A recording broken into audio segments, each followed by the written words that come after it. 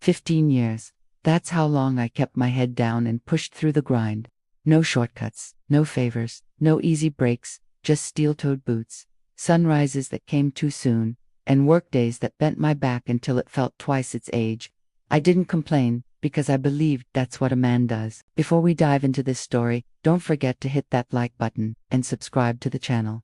Now, let's get into it. You find someone worth building a life with, and then you build, brick by brick, until it stands strong.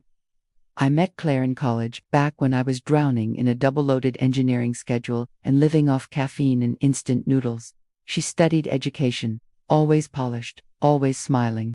We met at a study group I almost skipped. She laughed at my sarcasm, said I had kind eyes. I didn't know what that meant, but I carried those words with me. We dated through graduation, then got married in a small ceremony. Barely enough food, barely enough room, but enough love to believe it would last forever. My father, a roofing man, slipped me $200 in cash before the ceremony, said it was all he had left from his last job. I tried to refuse, but he shoved it into my pocket anyway. "Start your life," he said, and so I did. When our daughter Lily was born, Claire wanted to stay home. I agreed. She was a good mother, then patient, attentive, always reading to Lily about butterflies and princesses. I carried the financial weight so she could focus on raising our child. I took double shifts, grabbed every project I could, and learned how to eat dinner in the cab of my truck. By the time Lily was in 5th grade, we had a modest home in the suburbs. Nothing flashy, just a steady place with a yard I mowed every Sunday. That was the deal, unspoken but understood. I'd shoulder the burden, and in return, they'd have stability. Claire didn't have to wake up at 5 a.m. or fight traffic just to sit in endless meetings. She had time for yoga, time for home, time for herself. Lily had braces on time, violin lessons she later abandoned, and birthday parties that grew more extravagant each year. People think money buys luxury. It doesn't. It buys freedom for the ones not earning it, and I didn't resent it. Providing gave me purpose. I believed all those years of sacrifice were building more than just walls and a roof. They were building a family. That's what made the eventual betrayal cut so deep. I thought I was the foundation. Turns out, I was only the scaffolding, useful until the real structure was finished. It started small. A red smear of lipstick on a coffee mug that didn't match the shades Claire usually wore, darker, bolder. I brushed it off. Then came the shopping. Coupon clipping turned into designer packages showing up at the door. Errands that stretched into hours. Hair done, eyeliner sharp. New excuses each time. Lily, too, began changing.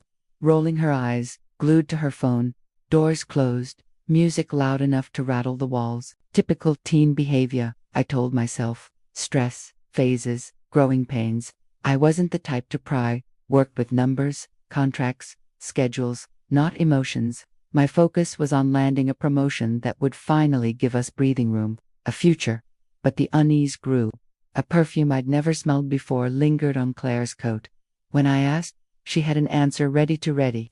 That night I lay awake beside her, staring at the ceiling, thinking of every sacrifice I'd made, and for the first time, I felt stupid. Then came the day I wasn't supposed to be home. A migraine hit me hard, so I left work early. I walked in, expecting silence. Instead, I heard laughter, hers and Lily's, real, unguarded laughter. I froze in the hallway and listened. And then I heard the words that hollowed me out. "He's just an ATM with legs." Not for long. Derek and I already talked about it, just a few more months. My daughter laughed. Carefree. Can you imagine his face when he figures it out? The world stopped. Rage and heartbreak collided inside me, but I didn't storm in. I stepped back out, sat in my truck, and let the silence consume me. That was the day I stopped being blind. I hired a lawyer the next morning, a former Marine named Harris. No small talk, no sympathy, just strategy. I liked him immediately. We gathered evidence. 6 months of suspicious charges, spa days, fine dining, Ubers, 2 places that weren't grocery stores, nearly $30,000 gone. Harris called it marital dissipation of assets. I called it theft. I didn't confront them. Not yet. I smiled through dinners, kept up the routine, and quietly rerouted my paycheck into a new account. I let them laugh, let them believe I was still the fool, all while building a case so airtight it could suffocate. Finally, I chose the moment, a Friday night, family dinner, steaks on the grill, candles lit. Halfway through the meal, I set down my fork and said calmly, I filed for divorce. The silence was sharp, like glass breaking. Claire blinked. Lily froze, mid-scroll. I told them everything, how I'd heard their conversation, how I knew about Derek, about the money, about the plan to leave me when Lily graduated. Claire tried excuses, tears, half-hearted apologies. Lily called me cruel, accused me of spying. I didn't raise my voice. I simply said, I wasn't spying. I was living in the house I built, the one you used while mocking me. By Monday, the paperwork was moving. Claire and Lily's comfort ended when the ATM closed, bank accounts frozen, credit cards shut off. No more takeout deliveries, no surprise packages at the door. Claire's lover Derek disappeared the moment the money dried up. Lily's friends drifted when she couldn't keep up with the lifestyle. Their new reality arrived fast. Court was swift. My lawyer laid out every receipt, every message. The judge saw through the act. The ruling was mine. Claire and Lily had 30 days to leave the house. I watched them pack. Claire avoided my eyes. Lily asked if I wanted her to say something before leaving. I told her, not if it's not real. Claire lingered, perfume heavy in the air, as if waiting for me to stop her. I didn't. You ended it, I told her. I'm just cleaning up the mess. And then, just like that, they were gone.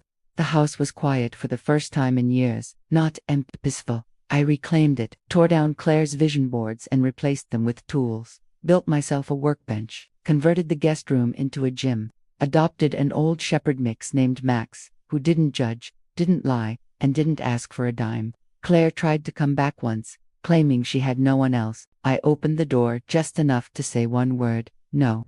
She left without another attempt. Lily reached out with emails, apologies, even nostalgia for old movie nights.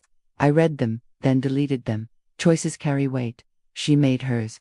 6 months later, I wasn't angry anymore. Not because I forgave them, I didn't, but because anger is energy, and they weren't worth another ounce of mine. I realized the work, the sacrifices, the grind, they weren't the failure. The failure was giving them to people who didn't value them. Now, I wake up to silence that belongs to me. I drink my coffee in peace, lift weights at dawn, walk Max in the evenings, and know that my life is mine again. The foundation I built is still solid only now. It holds up no one but me. Because I'm done being anyone's ATM.